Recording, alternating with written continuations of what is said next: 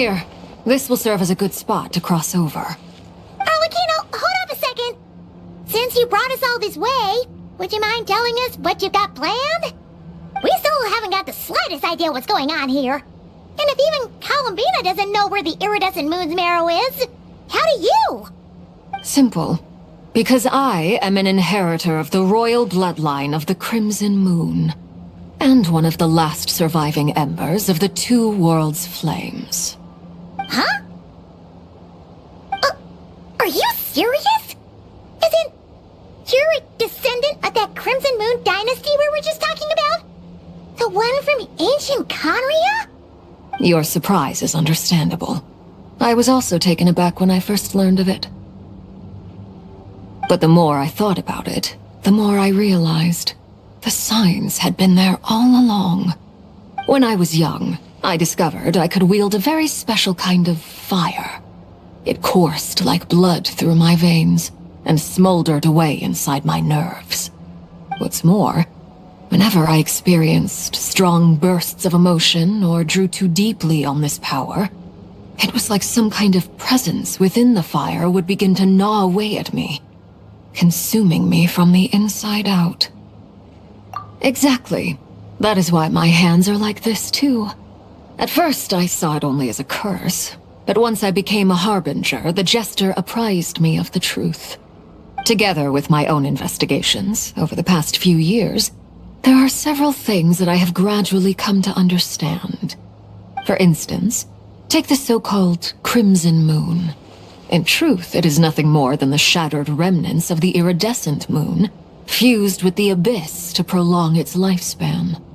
Since this blood flame was bestowed upon me by the Crimson Moon, it is a fusion of the iridescent moon's former power and the corruption of the abyss. You all understand the nature of the abyss well enough. I draw upon its power, and in return, it hungers for my soul. This strange blackness is the mark of corruption it has left behind. If I recall correctly, you once told me that if the corruption ever made it to your heart, you'd become a completely different person. Yes, and that's the reason I'm always careful not to push my power too far. It's essentially a never-ending tug-of-war. Oh, sounds intense. Anyway, the rest of my story can wait. Is there anything else about the Crimson Moon or the Iridescent Moon that you're unclear about? Paimon has a question. So, the Crimson Moon that the Khaenrians used to worship was actually the Iridescent Moon, right? Which was one of the three Moon Sisters. Does that mean that the Khaenrians were to the Crimson Moon as the Frost Moon Scions are to the Frost Moon? So much of that history has been lost. We have no way of knowing exactly what they were like. But I would suspect that the Khaenrians weren't as devout in their moon worship as it might appear. The iridescent moon's remains simply served as their link to the abyss. Later on, perhaps someone discovered a way to make direct contact with the abyss. Or maybe there was some kind of ideological divide. Either way, a dissenting faction staged a coup and drove out the royal heirs of the Crimson Moon Dynasty. Still, even with the dark sun looming high overhead, the Crimson Moon's glow never truly faded. If you want living proof, it's standing right before you. The first time we met, I sensed something familiar in your presence. When I looked at you, I felt I could see that mysterious red moon in the corner of my eye. In your flames, I saw its broken image, surrounded by a strange black aura. Well, I appreciate that you kept it to yourself. Much about the Crimson Moon is still a mystery, and I'd prefer not to end up as the object of an insane research project. Anyway, time is against us here, so if there's any other questions, they'll have to wait. I just want to make sure I've got one thing straight.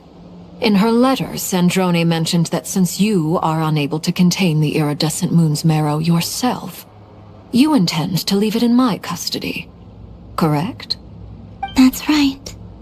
For now, it's the only way I can pay you back for your help. The iridescent moon is already part of who you are, So with its marrow in your possession, you'll be even more powerful than before. Deal. Then let's get started. Get what started? What does this place have to do with the Crimson Moon? When I first became a Harbinger, the Jester gave me a book called Khaenriah, also known as Leobranto Inamorato. You should be able to buy a copy next time you're in Fontaine. It's a love story set in the Crimson Moon era, but setting aside the tangled romances of its characters, it also records a few interesting details. In the Crimson Moon era, or so the story goes, there was an orphanage that received children from beyond the bounds of this world, and subjected them to a peculiar induction ceremony. Beyond the bounds of this world? For real? And what kind of induction ceremony? The Crimson Moon sages looked beyond this world for beings with powers that surpassed the gods. But fearing they might lose control, they subjected these children to a process of refinement. They made these children crawl up a fireplace and kept asking them, "Have you died? Did you see it?" Until they finally admitted to having died and seen a crimson moon. The adults embraced the children who passed the ritual, telling them, "Within the fireplace, you have traversed the flames between two worlds. Here and now, you are born anew." The book leaves much unsaid, but I suspect that this was their way of branding the children they had enrolled, leaving an indelible mark upon them so that they would forever live in the Crimson Moon's light. That explains why I can't sense the Crimson Moon's marrow in this world. It makes sense that it would be sealed in a special space that can only be accessed temporarily through some kind of ritual. But there's no fireplace here. Do you see a chimney anywhere? Oh, are we supposed to build it ourselves? Okay, fine. Paimon will go find some bricks. That won't be necessary. The fireplace is purely symbolic. The key to the ritual is crossing the flames between two worlds. In other words, the flames that burn within me. Those burned away by such flames leave behind a kind of ghostly afterimage in the world. In the days of Khaenriah, people believed they could be used to bridge the gap between the two worlds of life and death. In short, I can open a passage to that space for you. That's the easy part. The catch is I'll need to stay on this side to keep the passage open, so I won't be able to come with you.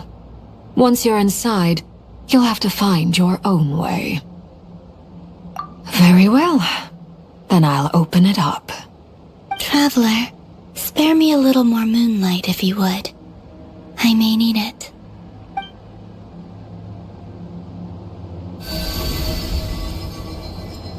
Thank you.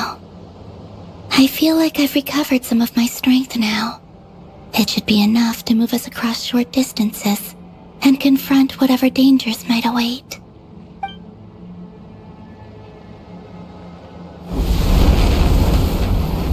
Mistress of the seven hues of ages past, great mother of the present, crimson-clad sovereign of the two realms, by fire severed, by fire renewed, I offer myself now and beseech your descent.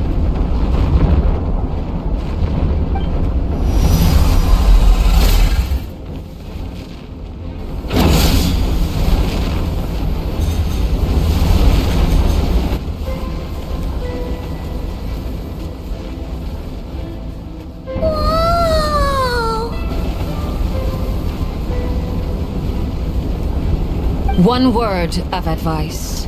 As you're crossing over, no matter what voices you hear, do not answer. Got it.